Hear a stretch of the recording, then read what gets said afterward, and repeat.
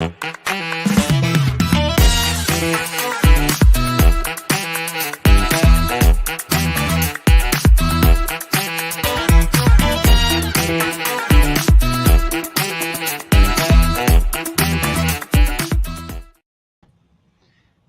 everyone to our racetrack industry program live stream featuring one of our alums. This week it's pretty cool because not only do we have an alum, but she's also a current employee. Elizabeth Rogers just started here as an assistant professor of practice, joined the racetrack program, came back to her roots here in Tucson, where she spent time as a student. And we are so happy to have her now as an employee. So thank you for joining us, Elizabeth. Thank you for having me out here. Yeah, this will be great. It'll give an opportunity for folks to know who you are. They may not know about your history. So maybe you could start off talking a little bit about your time in the racetrack industry program. Yeah, so I started the racetrack program in 2009 as when I got here, and it was a little bit of a fluke finding the program. Very fortunate and lucky that I did, as somebody that didn't really grow up with horse racing nearby. And so the program really gave me an awesome opportunity to get into the industry, network, learn about the industry. And so that was a great opportunity to be able to find this program and be part of it. So when you arrived here, did you arrive kind of right out of high school, or did you do some college somewhere else? Yeah, so I actually did 1 year at Washington State University. I was in the pre-vet program at the time, and I had a professor there that asked me one day, what do you really want to do? And I told him horse racing, and he actually was a graduate of the University of Arizona, not the racetrack program, but the University of Arizona. And he was familiar with the program. And he basically told me, hey, call them up, get in, apply, and don't show up back here. You know, that's what you want to do. Go after it. Yeah, and it's amazing. Just folks that I talk to, either whether they've worked in a job for a little while, or high school students, and we'll get to some of those that we met in Saratoga recently. You and I went up there, but they want to follow their passion. You know, they want to follow what they really want to do, what they care about. They don't want to find a job that's just, you know, something that they wake up in the morning and just dread going into. So, you know how exciting it is to work in the racing industry, and we'll talk a little bit about that. I thoroughly enjoyed my time in racing as well. So maybe talk a little about, you know, go back to 2009 as that sophomore coming into the program. Like, what experiences did you have in the RTIP that stand out for you? Yeah, I remember just a lot of great experiences. There were students that were similar to me that really didn't have a lot of experience from the racing perspective, but there was also several students that had a passion and a drive for racing. So being able to be there, you know, with them, learn from each other. We would go on a lot of trips. I remember a trip to go see Zenyatta running out in California. That was a huge highlight. Either a whole group of students driving out there for the weekend. So that was a lot of fun. We took trips up to Turf Paradise in Phoenix. We have Rito Park running, and I was fortunate enough to connect with a fellow RTIP alumni, Tony Richardson, and she helped me get an opportunity to work at Rito Park. I did some ponying horses, working out on her farm, working with the horses. So those were some great opportunities, and then internships as well. So I actually did an internship with Hamilton Smith. He's a trainer in Maryland. That was at Colonial Downs, and he ended up, it was down to the wire, but he ended up being the leading trainer that year at the Colonial Downs meet. Then another summer worked in the John Sadler barn at Santa Anita. Both opportunities that I definitely would not have been able to find any way else. That was very unique to get to do And that. when you started here, if you recall, like, did you want to be a trainer? Did you like want to be on the horse side of the business? Because that's always a decision students kind of think about when they arrive here? Do you want to be more on what we call the front side and the management side, or more on the back side working with the horses? Where did your passion lie, and did that evolve at all? Yeah, so when I came in, I was dead set on I want to work with the horses every day, get up early, train. Wanted to be a trainer. You look at other, graduates from the program that have been successful, Bob Baffert, Todd Pletcher. So that for me was what I was very much looking forward in the program for. And most of my time in the program is very heavily focused on the equine side of things. But one thing that the program did afford was an opportunity to learn the track side of things, the racing office management. And when I graduated in 2012, essentially looking and going, hey, I want to go and train, but I'm a college student. I just got out of college. I don't exactly have that kind of money in the bank. So I ended up going and working in the racing office at Charlestown. And actually, to this day, I've not actually worked on the backside since graduating.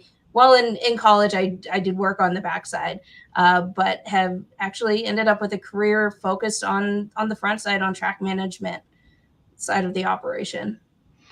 And did you ever feel like, oh, I missed that horse side of it, or did you find a new passion working, in the racing office?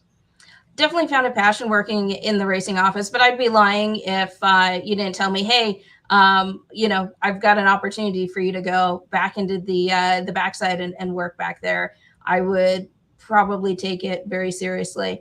One thing I loved about, even though working in the racing office, working in track management, I still had the ability and the access to go to the backside. So I could still go interact with the trainers, interact with horsemen.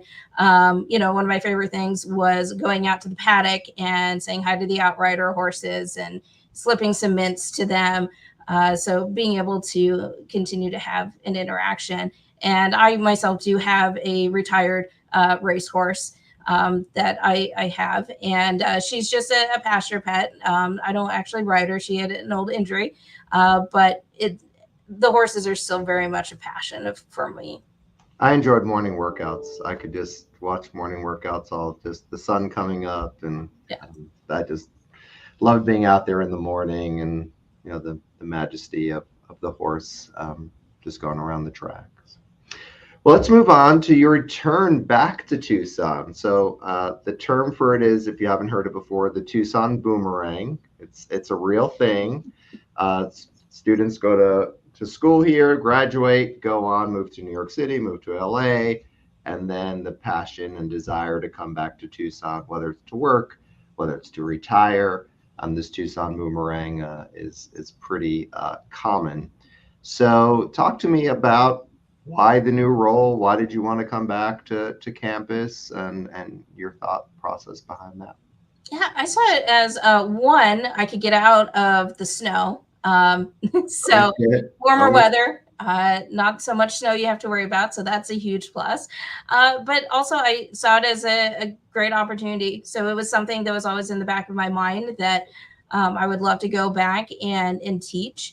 It was something I enjoyed when I worked in the racing office at Charlestown. I did a lot of the training of our new team members and very much enjoyed that, and seeing them grow and improve and learn more. And so seeing the opportunity come up at the racetrack program, at that point it was, I've got to throw my name in the hat. Let's see where this goes. I think this is a good opportunity.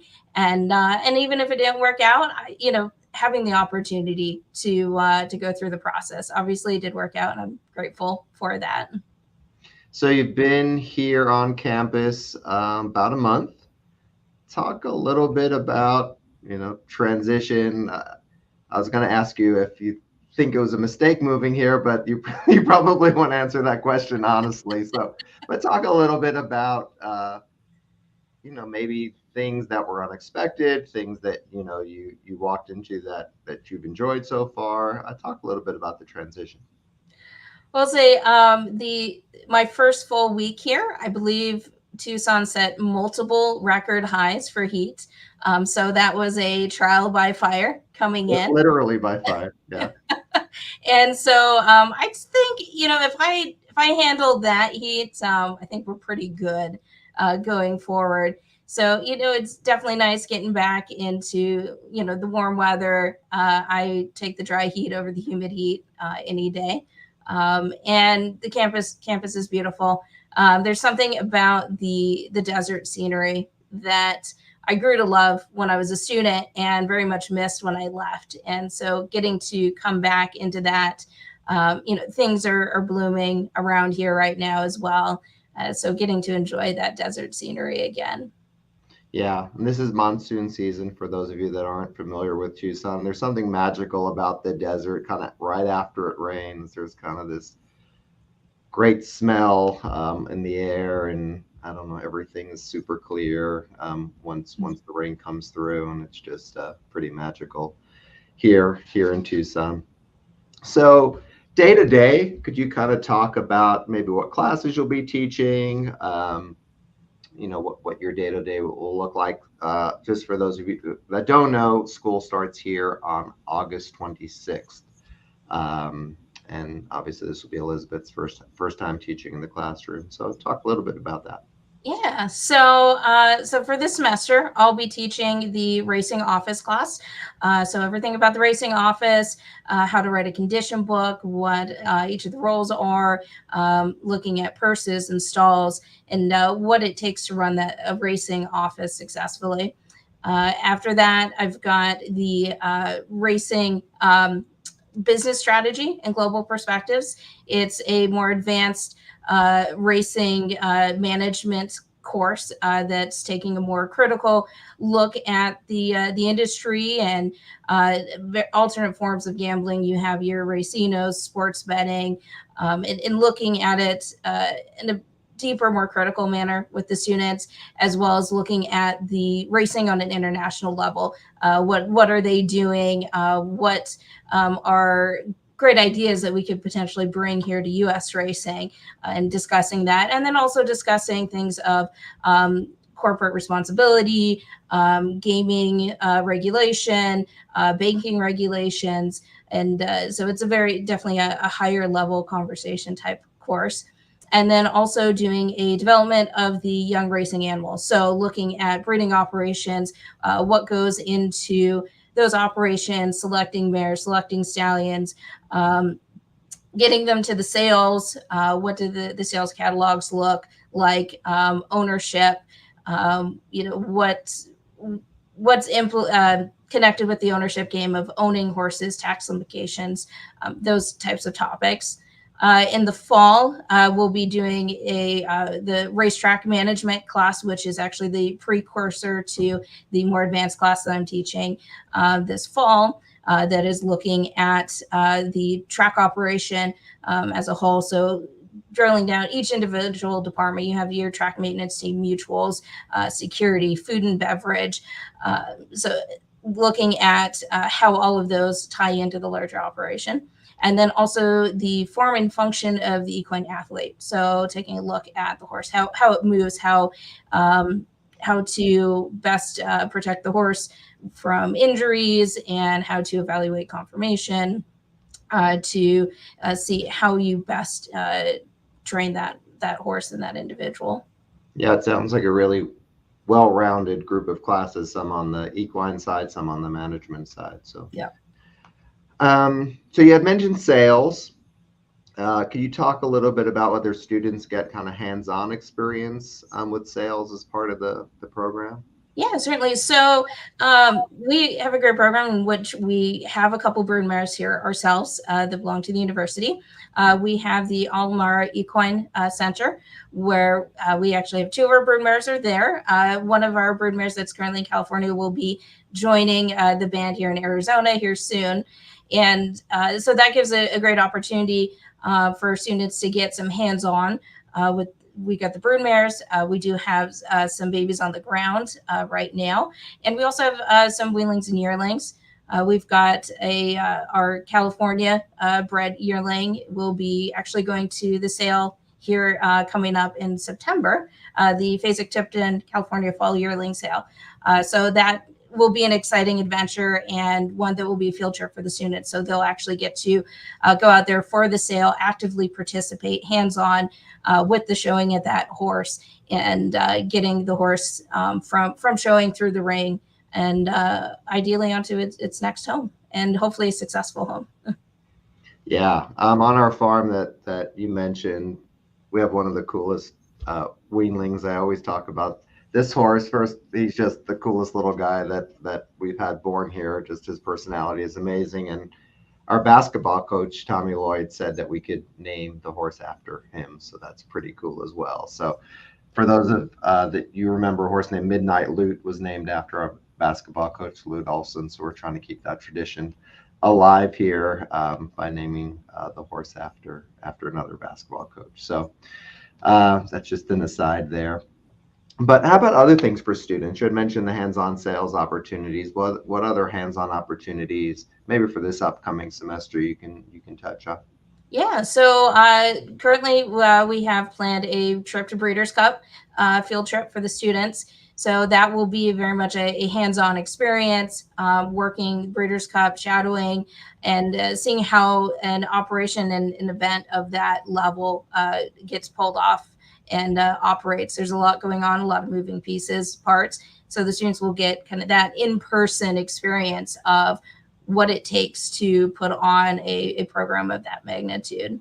And then we also have coming up the Retired Racehorse Project. So we will be taking a field trip out there because an important part of our industry is the aftercare and rehoming and making sure that these horses transition successfully into second careers.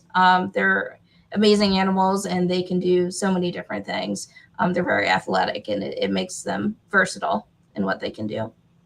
Yeah, we've been trying to work more with the Retired Racehorse Project. Actually, in my intro to racing class, that's their big class project, is on the thoroughbred makeover. And we just really want to bring home the importance of second careers and what happens when a thoroughbred leaves the track, or a quarter horse or a standard bred, right? So field trips we were talking about. You went on your first field trip as an employee. You and I went to Saratoga. It sounds like a fun time, which it was fun, but a lot of 12-hour days in 90-degree weather and 90% humidity, waking up early, staying out late. Maybe talk a little bit about what you took away from that trip, and I'll add in some of my takeaways as well. Yeah. I think one of my biggest takeaways was how many alumni we ran into when we were out there. Some of them we kind of expected, and several just kind of out of the blue conversation. Oh yeah, I went to the program back in 1982, and to see how many different alumni are out there, where they're at today, how successful they've become.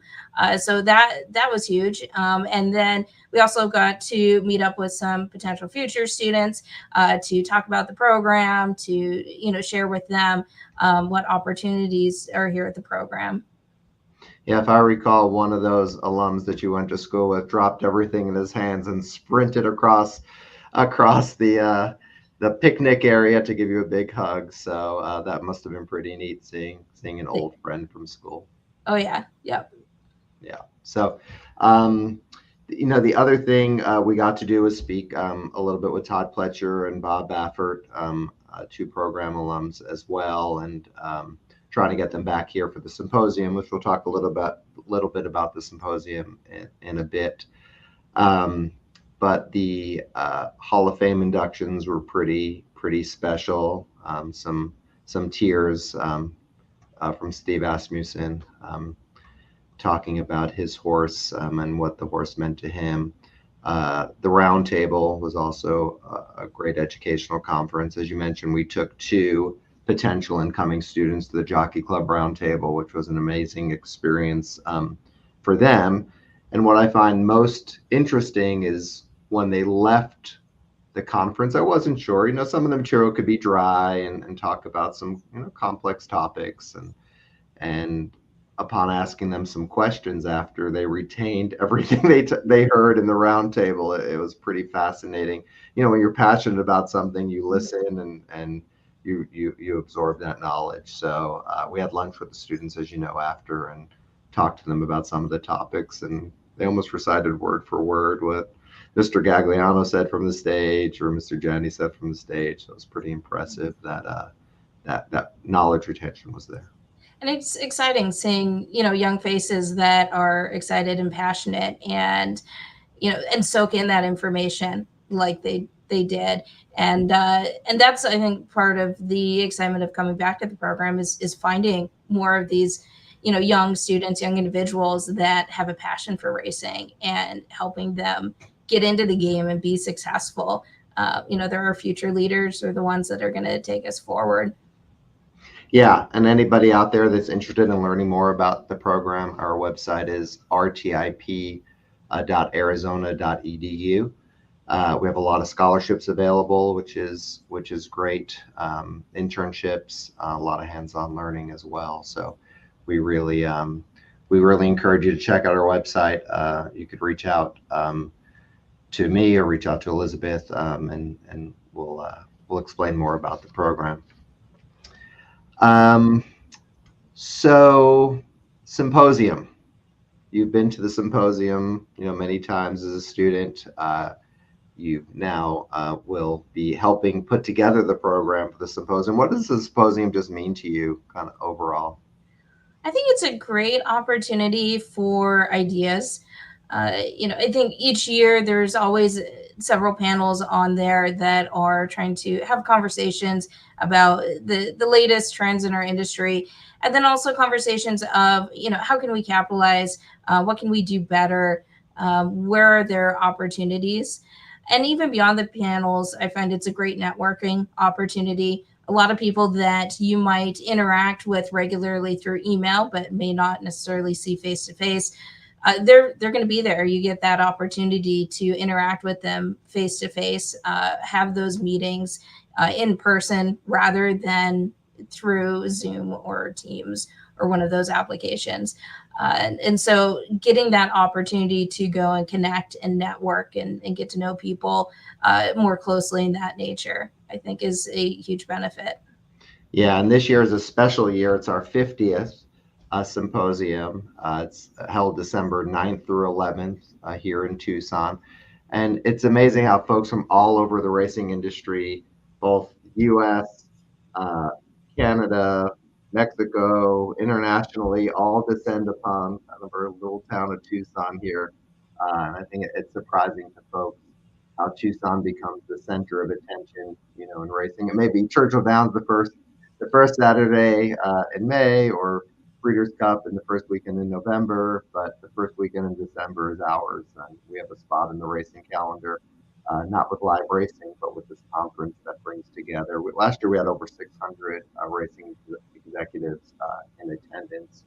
Um, and I think we're going to put on a great show this year. We have a lot of great topics lined up as well. And the easiest website for those of you that want to learn more about the symposium is just racingsymposium.com. You could register there. Hotels tend to go quickly as well. Any other thoughts about the symposium that you want to share before we wrap things up?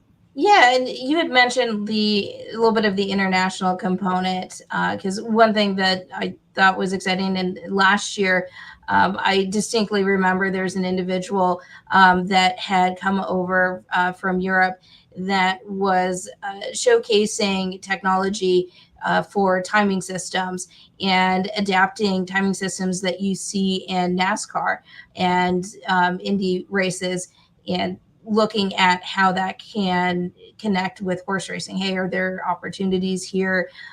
So an individual that I would have never naturally run into if it wasn't for being at the symposium.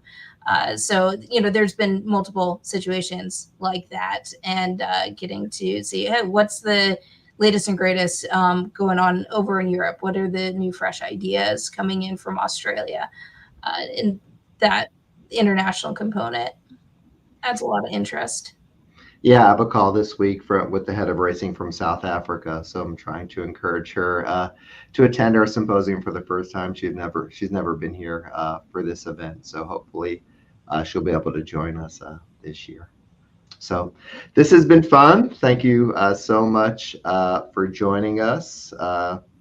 Any last remarks about your time here in Tucson? What you'll be doing? Uh, Other than I'm excited to get going. Classes are starting soon, getting the syllabus finalized, and looking forward to meeting the students. All right. Thanks so much. Thanks for everybody that joined us. And thank you, Elizabeth. We're so happy to have you here in Tucson. Thank you, Robert.